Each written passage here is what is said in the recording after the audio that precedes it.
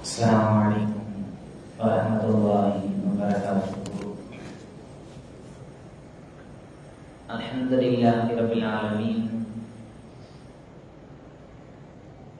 Assalatu wassalamu ala rasulihil karim wa ala alihi wa sahbihi ajma'in, amma ba'd. A'udzu billahi minasy syaithanir rajim. Bismillahirrahmanirrahim.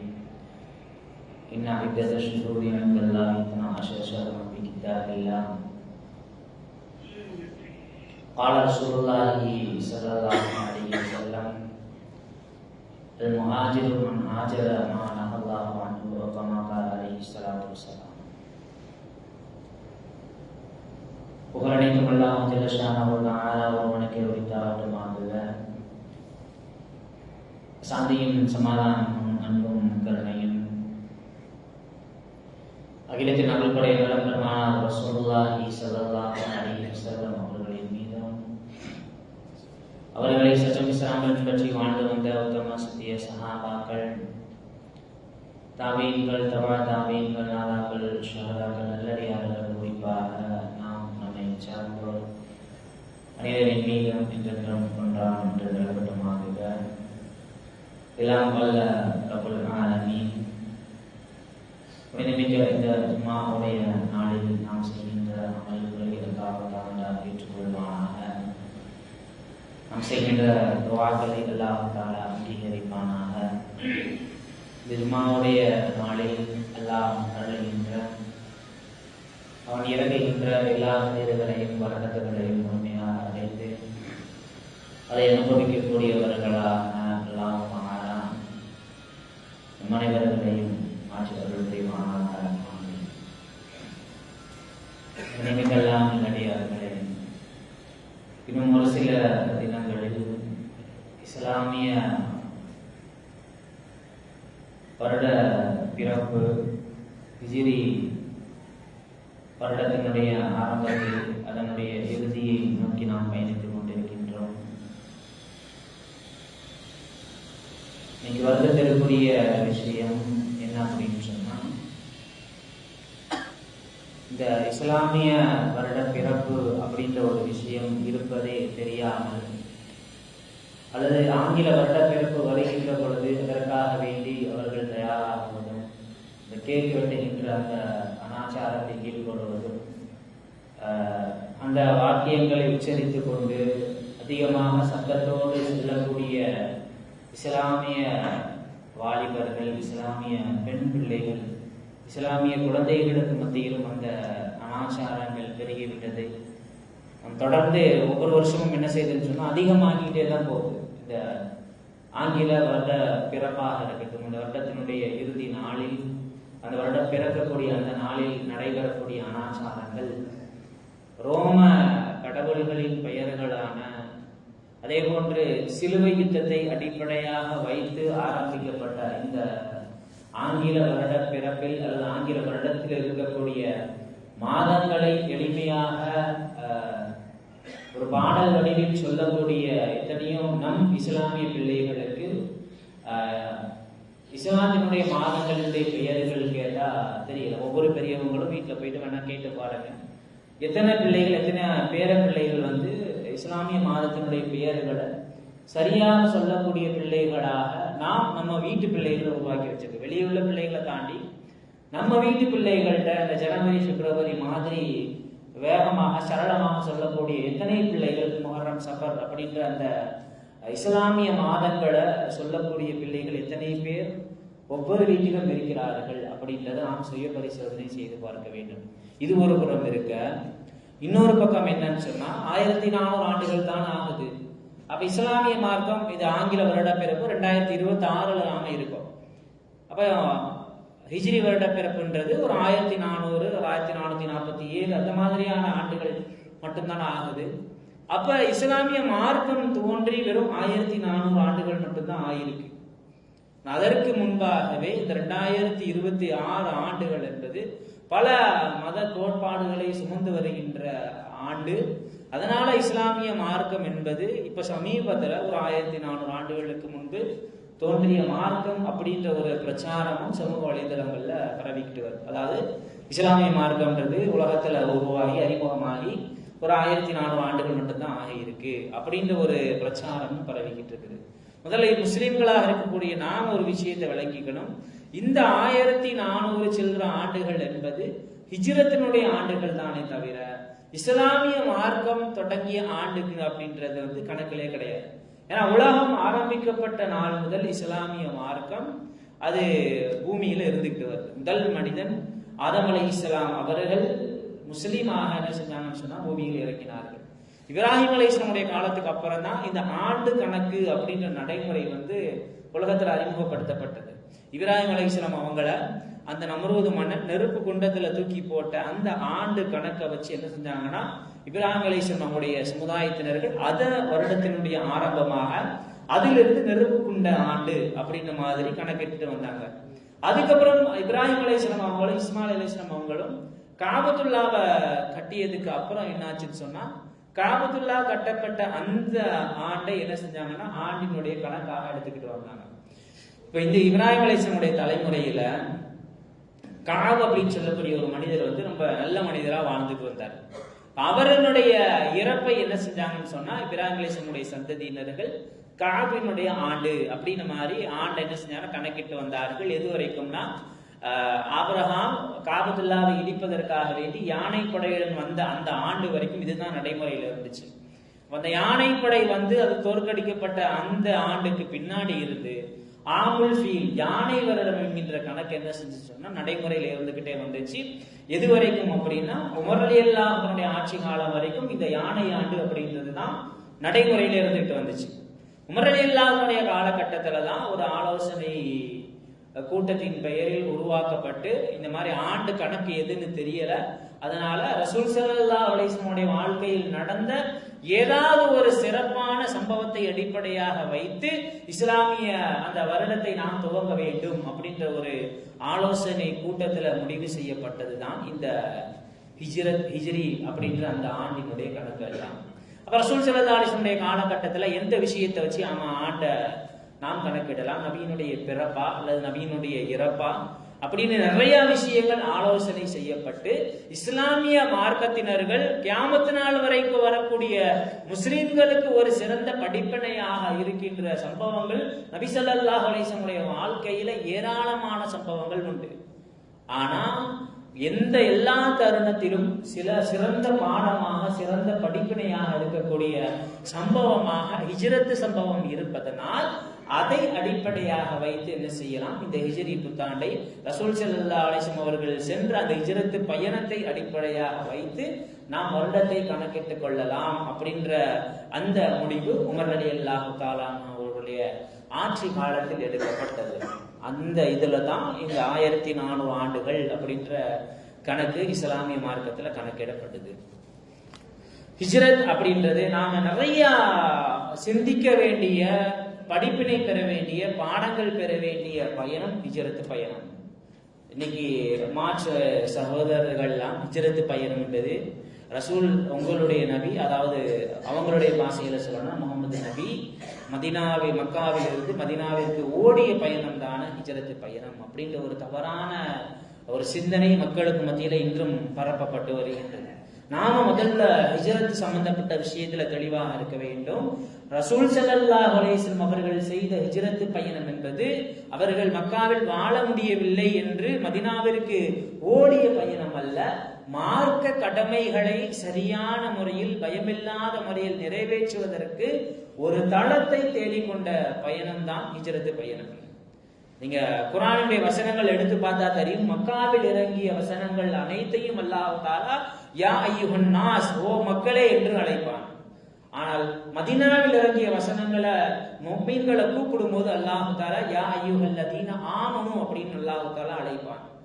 அப்ப ஹிஜ்ரத் பயணம் என்பதுதான் இஸ்லாமிய மார்க்கத்தில் ஈமான்தாரிகளாக வாழுவதற்கான ஒரு அடிப்படை தளமாக அமைந்ததுதான் ஹிஜ்ரத் பயணம். நீங்க குர்ஆன் வசனங்களை மக்கி வசனங்களை எடுத்து பாத்தீங்கன்னா தெரியும் யா அய்யுஹன் நாஸ் அப்படின்னு வரும். மதனியான வசனங்களை எடுத்து பாத்தீங்கன்னா தெரியும் யா அய்யுஹல் லதீன ஆமனு அப்படின்னு ஆரம்பிக்கும். அப்ப ஈமானுக்கும் ஈமானுடைய கடமைகளை சரியான முறையில் நிறைவேற்றுவதற்கும் ரசூல் ஸல்லல்லாஹு அலைஹி வஸல்லம் அவர்கள் மேற்கொண்ட பயணம் தான் அந்த ஹிஜ்ரத் பயணம். அந்த ஹிஜ்ரத் பயணத்துல வரலாற்று சம்பவங்களை தாண்டி ரசூல் ஸல்லல்லாஹு அலைஹி வஸல்லம் அவர்கள் நகர்த்திய ஒவ்வொரு நகர்விலும் இந்த இஸ்லாமிய மக்களுக்கு நிறைய பாடங்களையும் நிறைய படிப்பினைகளையும் ரசூல் ஸல்லல்லாஹு அலைஹி வஸல்லம் அவர்கள் நமக்கு கொடுத்திருக்கிறார்கள். முதல்ல இந்த ஹிஜ்ரத் பயணத்தை அந்த வரலாற்று சம்பவங்களை தாண்டி ரசூல் ஸல்லல்லாஹு அலைஹி வஸல்லம் அவங்க மேற்கொண்ட நடவடிக்கைகளை நாம சிந்தித்து பார்க்க வேண்டும். முதல்ல எந்த ஒரு காரியத்தை ஆரம்பிப்பதற்கு முன்பு ரசூல் ஸல்லல்லாஹு அலைஹி வஸல்லம் அவர்கள் இந்த ஹிஜ்ரத் பயணத்தின் மூலமாக இஸ்லாமிய சமூகத்திற்கு கற்றுத் தருகின்ற பாடம், முதல்ல எந்த ஒரு காரியத்தை துவங்குவதற்கு முன்பும் சில அறிவார்ந்த நபர்களோடு ஆலோசனை செய்து கொள்ள வேண்டும் அப்படின்ற ஒரு விஷயத்தை இந்த ஹிஜ்ரத் பயணம் முதன்மையான பாடமாக நமக்கு கற்றுத் தருகின்றது.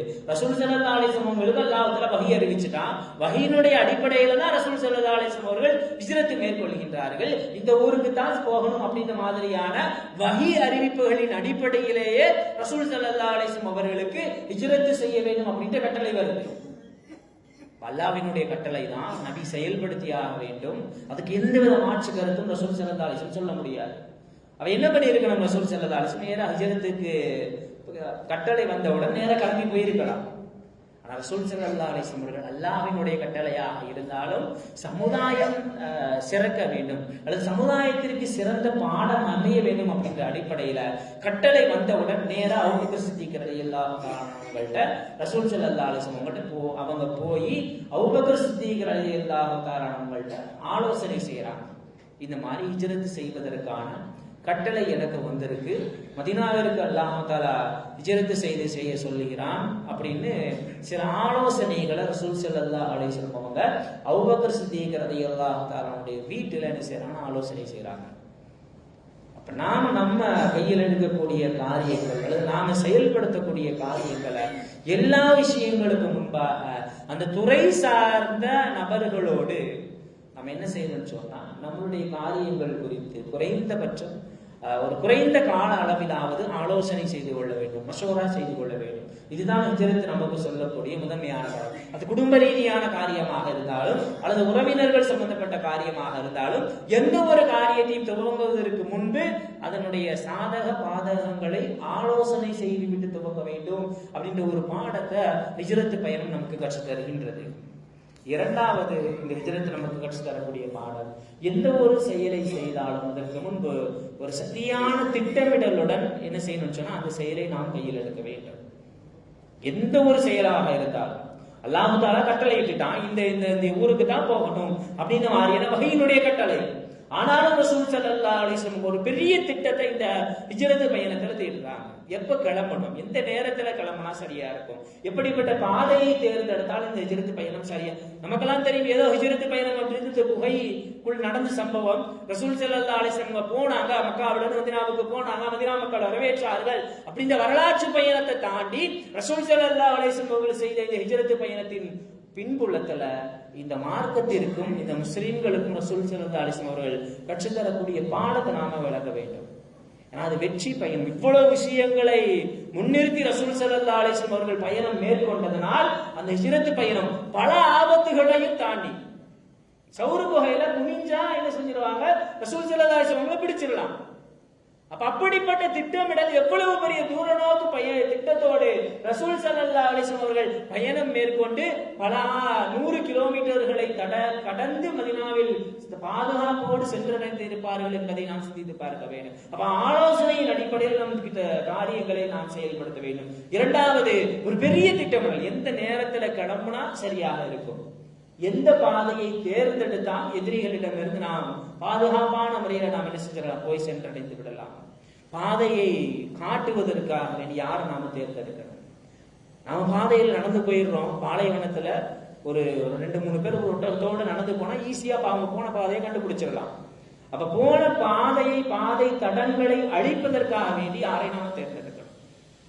போற வழியில எங்கெல்லாம் நம்முடைய உணவுக்கு இதான தேவை எங்கெல்லாம் ஏற்படும் அந்தந்த இடத்துல யார் கொண்டு வந்து உணவை தர வேண்டும் என்கின்ற ஒரு பெரிய திட்டமிடலோடு ரசூல் ஸல்லல்லாஹு அலைஹி வஸல்லம் அவங்க இந்த ஹிஜ்ரத் பயணத்தை மேற்கொண்டாங்க.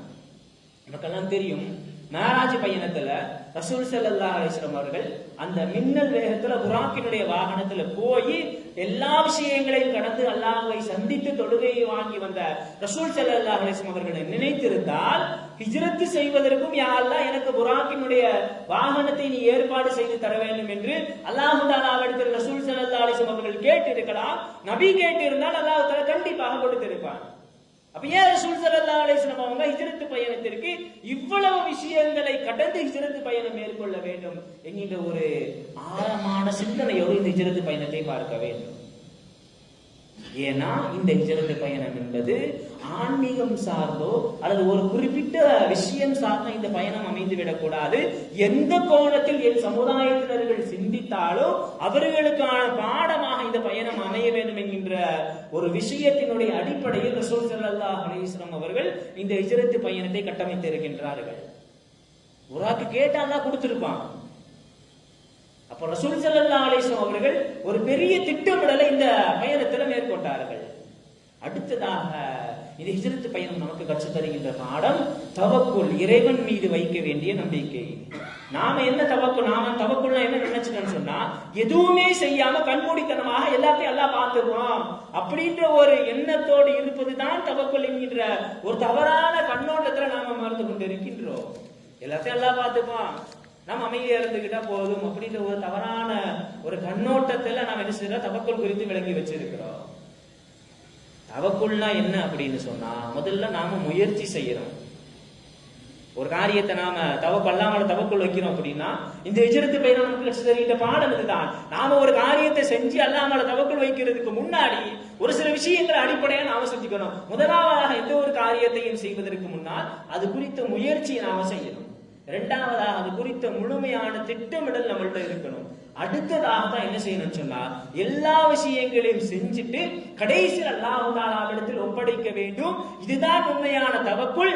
இந்த பாடத்தை என்ன செய்யணும்னு சொன்னா, ஹிஜ்ரத்தினுடைய அந்த சம்பவங்கள் ஒவ்வொரு நகர்வுகளும் நமக்கு கற்றுத் தருகின்றது.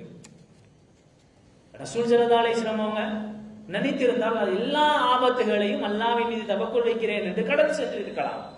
ஆனால் ஒவ்வொரு நகர்வையும் ரசூல் ஸல்லல்லாஹு அலைஹி வஸல்லம் அவர்கள் நகர்த்தியது இப்படித்தான் நாம அல்லாஹ் தஆலாவின் மீது தவக்குல் வைக்க வேண்டும் என்கின்ற ஒரு பாடத்தை ரசூல் ஸல்லல்லாஹு அலைஹி வஸல்லம் அவர்கள் ஹிஜ்ரத்தின் மூலமாக நமக்கு கற்றுத் தருகின்றார்கள்.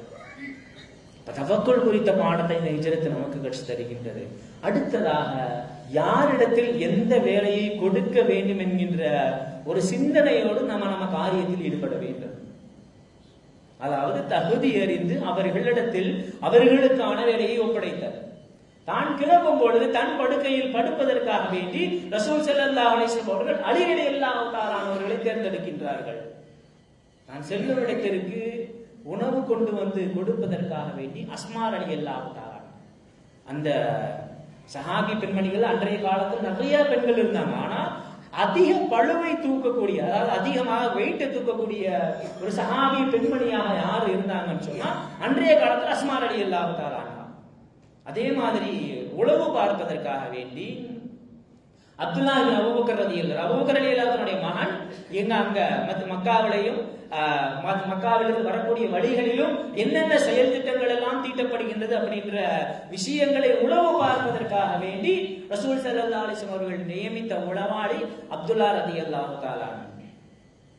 அதே மாதிரி நாம போயிருவோம், நம்ம போனதுக்கு அப்புறம் நம்முடைய தடத்தை அழிக்கணும். அந்த தடத்தை அழிக்கணும்னு சொன்னா சாதாரண மனிதனால என்ன செய்ய முடியாது, ஒவ்வொரு தடமும் அழிச்சிட்டு போக முடியாது. அப்ப இந்த விஷயத்தை சரியான வகையில் செய்வது யாருன்னா மக்காவில் இருந்த அந்த அப்துல்லா இப்னு உரைகித் அப்படின்னு சொல்லக்கூடிய நபர் தான். ஆடுகளை எவ்வளவு தூரம்னாலும் என்ன செஞ்சிருவாங்கன்னா கொண்டு போய் மேய்ச்சிட்டு கொண்டு வந்துருவார். அப்படிப்பட்ட நபர்கிட்ட நாம போனதுக்கு அப்புறம் நம்மளுடைய பாதையில ஆடுகள் என்ன செய்யணும்னா மேய்ச்சிக்கிட்டே வரணும். அப்ப அப்படி மேய்ச்சிக்கிட்டே வரும் பொழுது நாம் சென்ற அந்த தடங்கள் எல்லாம் ஆட்டு மேய்க்கின்ற அந்த விஷயத்தின் மூலமாக நம்முடைய தடங்கள் எல்லாம் அழிந்துவிடும். அப்ப அவர்கிட்ட அந்த பொறுப்பை சரியான முறையில் நாம கொடுத்தால் ஹிஜ்ரத் பயணம் வெற்றியோடு அமையும் அப்படின்ற ஒரு தூர நோக்கி சிந்தனையோடு யாரிடத்தில் எந்த வேலையை கொடுக்க வேண்டும் அப்படின்ற ஒரு விஷயத்தை சிந்தித்து உலக மக்கள் முஸ்லிம்கள் அனைவரும் ஒரு காரியத்தில் ஈடுபட வேண்டும் அப்படின்ற பாடத்தை இந்த ஹிஜ்ரத் பயணம் நமக்கு கற்றுத் தருகின்றது. இன்னும் கொஞ்சம் ஆழமா சொல்லணும் அப்படின்னு சொன்னா, பாதையை காட்டுறதுக்காக வேண்டி ரசூல் ஸல்லல்லாஹு அலைஹி வஸல்லம் அவர்கள் தேர்ந்தெடுத்தது யாருன்னு சொன்னா உரைக்கீத் அப்படின்னு சொல்லக்கூடிய நபர். அந்த உரைக்கீத் யாருன்னு சொன்னா முஸ்லீம் அல்ல, அவர் இப்ப இஸ்லாத்துக்குள்ள வரல. அவர் ரசூல் ஸல்லல்லாஹு அலைஹி வஸல்லம் அவர்கள் ஒரு ஹிஜ்ரத் பயணம் ஒரு வெற்றியான பயணமாக அமைய வேண்டும் என்பதற்காக வேண்டி ரசூல் ஸல்லல்லாஹு அலைஹி வஸல்லம் அவர்கள் அந்த நேரத்துல ஈமானையோ நெருக்கத்தையோ பார்க்கவில்லை. பார்த்திருந்தால் கண்டிப்பாக மற்ற காரியங்களில் ரசூல் ஸல்லல்லாஹு அலைஹி வஸல்லம் அவர்கள் பார்த்தார்கள். ஆனா இவர்கிட்ட இந்த வேலையை கொடுத்தா தான் சரியான முறையில இருக்கும், இந்த பயணம் இந்த காரியம் சிறப்பான முறையில் அமையும் என்று ரசூல் ஸல்லல்லாஹு அலைஹி வஸல்லம் அவர்கள் தன்னுடைய வழிகாட்டியாக தேர்ந்தெடுத்தது ஒரு காஃபிரர். தகுதி அறிந்து அவர்களிடத்தில் அந்த காரியத்தை சரியான முறையில் ஒப்படைத்தால் நாம் கையில் எடுக்கின்ற காரியம் வெற்றியான காரியமாக அமையும் என்கின்ற ஒரு பாடத்தையும் ரசூல் ஸல்லல்லாஹு அலைஹி வஸல்லம் அவர்கள் இந்த ஹிஜ்ரத் பயணத்தின் மூலம் நமக்கு கற்றுத் தந்திருக்கின்றார்கள். அதனாலதான் இந்த தகுதி அறிந்து அந்த ஆண்ட வேலையை ஒப்படைக்கின்ற அந்த விஷயத்துல ரசூல் ஸல்லல்லாஹு அலைஹி வஸல்லம் அவர்கள் தெளிவான ஒரு ஹதீஸ்ல சொல்லியிருப்பாங்க, தகுதி இல்லாத நபரிடத்தில் ஒரு காரியம் ஒப்படைக்கப்பட்டால் மறுமை நாளை எதிர்பார்த்து காத்திரு அப்படின்னு நம்ம ஒரு ஹதீஸ் நாம பார்த்திருப்போம். அந்த ஹதீஸ் நம்மளை பொறுத்த வரைக்கும் பெரிய பெரிய ஆட்சியாளர்கள் அவங்க கையில் இப்படி இருக்கு அப்படின்ற ஒரு தவறான ஒரு சிந்தனை இல்லாம மறந்து கொண்டு இருக்கின்றோம். அப்படின்னா என்ன அர்த்தம்னா, அப்படி நீங்க ஒப்படைத்தால் உங்களுடைய காரியம் மோசமான முடிவை சந்திக்கும் அப்படின்ற ஒரு பாடத்தை ரசூல் ஸல்லல்லாஹு அலைஹி வஸல்லம் இந்த ஹதீஸின் மூலமாகவும் ஹிஜ்ரத் பயணத்தில் தான் செய்த காரியங்கள் மூலமாகவும் ரசூல் ஸல்லல்லாஹு அலைஹி வஸல்லம் அவர்கள் இந்த சமுதாயத்திற்கு கற்றுத் தந்திருக்கின்றார்கள். இது சம்பந்தப்பட்ட விஷயத்தில் நாம் விழிப்புணர்வோடு இருக்க வேண்டும். அடுத்து இது ஹிஜ்ரத் பயணத்தின் மூலமாக ரசூல் ஸல்லல்லாஹு அலைஹி வஸல்லம் நமக்கு கற்றுத் தருகின்ற பாடம், சமுதாயத்துல நம்மளை பத்தியும் அல்லது நம்முடைய கலாச்சாரம் குறித்தும் நம்முடைய எடுத்து வைக்கக்கூடிய காரியங்கள் குறித்தும் உலகளாவிய அளவுல என்ன நடக்குது அப்படின்ற ஒரு விழிப்புணர்வோடு இருக்க வேண்டும் அப்படின்றத ரசூல் ஸல்லல்லாஹு அலைஹி வஸல்லம் இந்த ஹிஜ்ரத் பயணத்தின் மூலமாக கற்றுத் தருகின்றார்கள். நம்ம சமுதாயத்துல என்ன நடந்துகிட்டு இருக்கு, நம்மளை பத்தி வெளிநாட்டுல என்ன பேசிக்கிட்டு இருக்கிறாங்க, எந்த மாதிரியான செயல் திட்டங்கள் எல்லாம் தீட்டுகிறார்கள் அப்படின்ற ஒரு அறிவு பெற்றவர்களாக நம் சமுதாயத்தினர்கள் இருக்க வேண்டும் அப்படின்றத ரசூல் ஸல்லல்லாஹு அலைஹி வஸல்லம் அவங்க இந்த ஹிஜ்ரத் பயணத்தின் மூலம் கற்றுத் தருகின்றார்கள். ஏன்னா ரசூல் ஸல்லல்லாஹு அலைஹி வஸல்லம் ஹிஜ்ரத் செய்வதற்கு முன்னால் தாருன் நதுவா அப்படின்ற ஒரு இடம், அந்த இடத்துலதான் காஃபிர் கூட்டத்தினுடைய தலைவர்கள் எல்லாம் ஒன்று கூடி ஆலோசனை செய்வார்கள்.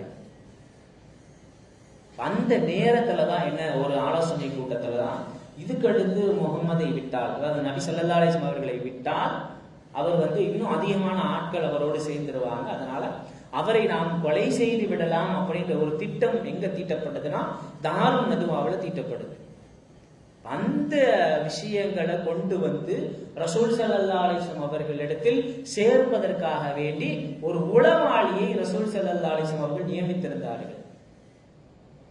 அப்ப நம்மளை பத்தி நம் சமுதாயத்தை பத்தி வெளி உலகத்துல எந்த மாதிரியான செயல் திட்டங்கள் தீட்டப்படுகின்றது, நம் சமுதாயத்தினை ஒடுக்குவதற்காக என்னென்ன விஷயங்கள் எல்லாம் நடைமுறைப்படுத்தப்படுகின்றது அப்படின்ற ஒரு விஷயத்தை விழிப்புணர்வோடு இந்த சமுதாயம் சிந்திக்க வேண்டும் அப்படின்றதையும் ரசூல் ஸல்லல்லாஹு அலைஹி வஸல்லம் அவர்கள் இந்த ஹிஜ்ரத் பயணத்தின் மூலம் நமக்கு கற்றுத் தருகின்றார்கள். நாம் என்ன செய்யறோம்னு சொன்னா, இந்த மாதிரியான சமூக வலைதளங்கள்ல மிகப்பெரிய உளவாளியாக இருக்கக்கூடிய சமூக வலைதளங்கள்ல செய்தி பகிர்வுக்காகவும் அல்லது விவாத களமாக மட்டுமே அதை செய்யணும்னா பார்த்து கொண்டிருக்கின்றோம். ஆனால் ரசூல் ஸல்லல்லாஹு அலைஹி வஸல்லம் அவர்கள் இந்த உளவுத்துறையை, இந்த சமூக வலைதளத்தை ரசூல் ஸல்லல்லாஹு அலைஹி வஸல்லம் அவர்கள் எப்படிப்பட்ட எதிர்மறையான செயல் திட்டங்கள் தீட்டப்படுகின்றது அப்படின்ற ஒரு விஷயத்தை கையாளுவதற்காக வேண்டி ரசூல் ஸல்லல்லாஹு அலைஹி வஸல்லம் அவர்கள் இந்த மாதிரியான விஷயங்களை எல்லாம் மேற்கொண்டார்கள் அப்படின்றத இந்த ஹிஜ்ரத் பயணம் நமக்கு கற்றுத் தருகின்றது.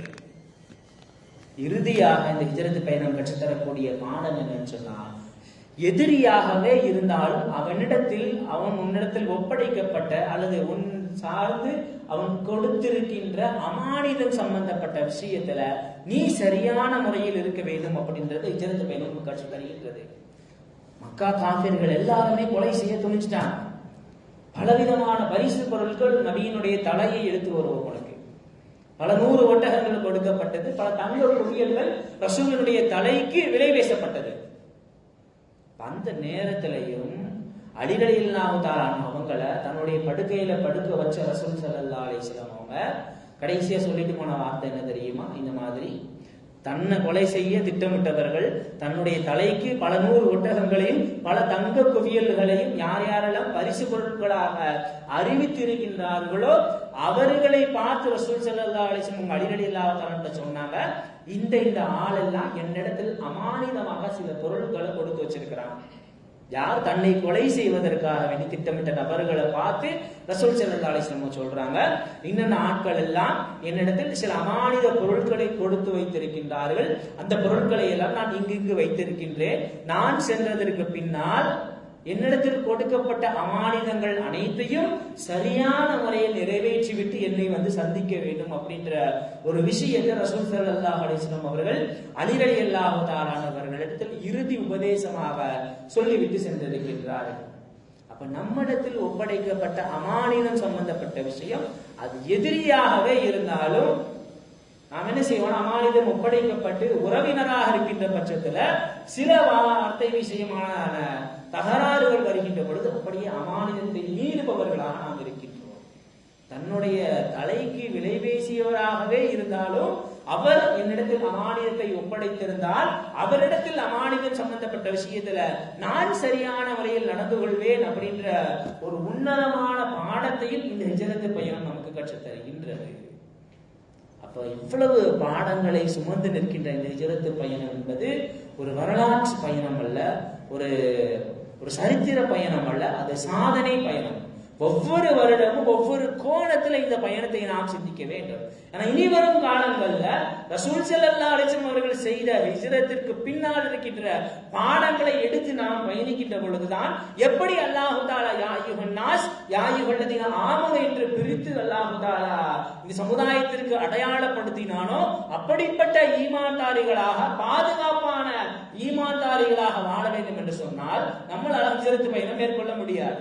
அப்ப நாம என்ன செய்யணும், அந்த ஹிஜ்ரத் பயணத்தினுடைய பின்னணியில ரசூல் ஸல்லல்லாஹு அலைஹி வஸல்லம் அவர்கள் என்னென்ன பாடங்களை எல்லாம் கற்றுத் தந்தார்களோ எல்லா விஷயங்களையும் எடுத்து பயணிக்கின்ற பொழுதுதான் ஹிஜ்ரத்திற்கு பின்னால் எப்படி அல்லாஹ் தஆலா ஈமான் கொண்டவர்களே அப்படின்னு அழைக்கிறானோ அதே போன்று நாம் வாழ வேண்டும் என்று சொன்னால் குறைந்தபட்சம் இந்த பாடங்களை அனைத்தையும் எடுத்து பயணிக்க வேண்டும். நம்மளாலையும் இப்போ உள்ள காலத்துல ஹிஜ்ரத் செய்ய முடியும். ஹதீஸ்ல ரசூல் ஸல்லல்லாஹு அலைஹி வஸல்லம் சொல்லி இருக்கிறாங்க, அல் முஹாஜிரு ஹிஜ்ரத் செய்பவர் என்பவர் வெறும் ஊரு விட்டு ஊர் செல்பவர் மட்டுமல்ல, மன் ஹாஜர மா நஹல்லாஹு அன்ஹு அல்லாஹ் எந்தெந்த விஷயங்களை எல்லாம் தடுத்திருக்கின்றானோ எல்லா விஷயங்களையும் தவிர்த்து கொள்பவரும் முஹாஜிர் ஹிஜ்ரத் செய்தவர் என்று ரசூல் ஸல்லல்லாஹு அலைஹி வஸல்லம் அவர்கள் சொன்ன அந்த ஹதீஸையும் நாம் ஆழமாக மனதில் நிறுத்தி ரசூல் ஸல்லல்லாஹு அலைஹி வஸல்லம் அவர்கள் என்ன நோக்கத்திற்காக ஹிஜ்ரத் பயணம் மேற்கொண்டு இந்த சமுதாயத்தை பாதுகாப்பான சமுதாயமாக கட்டமைத்தார்களோ அப்படிப்பட்ட சமுதாயமாக வாழ்வதற்குண்டான பாக்கியங்களை அல்லாஹ் தஆலா நம் அனைவருக்கும் ஏற்படுத்தி தந்தருள் புரிவானாக. வாஹிரு தஅவானா அல்ஹம்துலில்லாஹி ரப்பில் ஆலமீன். அஸ்ஸலாமு அலைக்கும் வரஹ்மத்துல்லாஹி வபரகாத்துஹு.